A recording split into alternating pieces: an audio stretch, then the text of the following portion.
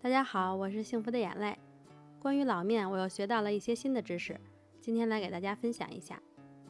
我们先来制作老面，在盆中加入常温水，然后加入低糖干酵母。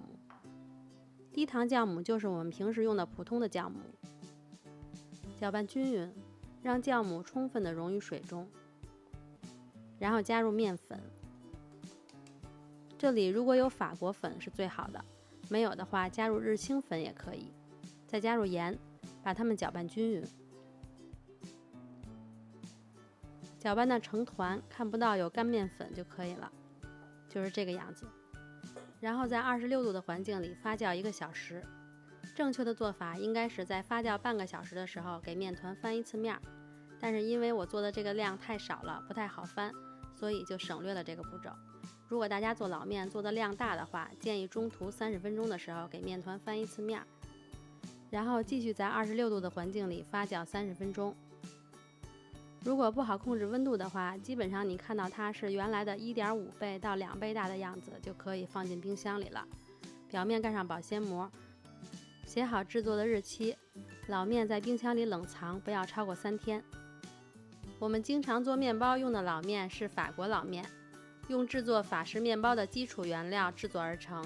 添加法国老面是法国面包师很常用的方式。从每天制作的法棍面团中取出一部分，放在冰箱里冷藏1晚，第2天就成为好用的法国老面了。这个是我在冰箱里冷藏了12个小时以上的老面，虽然它已经发酵了，但是它也是有筋性的。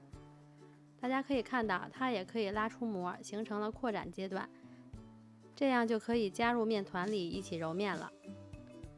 老面在冰箱冷藏尽量不要超过3天，时间太久，乳酸菌、醋酸菌减少，碳酸菌产生，会有刺鼻的气味，酸味加重，面筋会消失，一拉就断。如果是这样子的老面就不能用了，发酵2到3天的老面是最好的。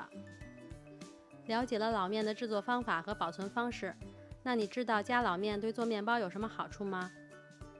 第一，老面可以帮助面团发酵，这样揉好的面团可以缩短发酵时间。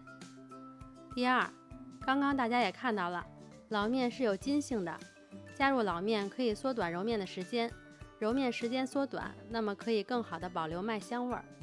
第三，加入老面也会让面包的体积变得更大一些。第四，做吐司加入老面还可以使吐司长得更高。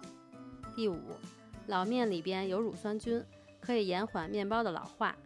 第六，所有的面团里都可以加入老面，按照配方里面粉量的10%到30%加入就可以。比如配方中的面粉量是250克，我通常是加入20%的量，那么就是250克乘以0.2等于50，250克的面粉加入50克老面就可以了。老面加入的越多，配方中的酵母量就要越少，其他材料可以不变。另外，加入老面还可以增加面包的风味，面包吃上去会比普通配方做出来的面包口感更好。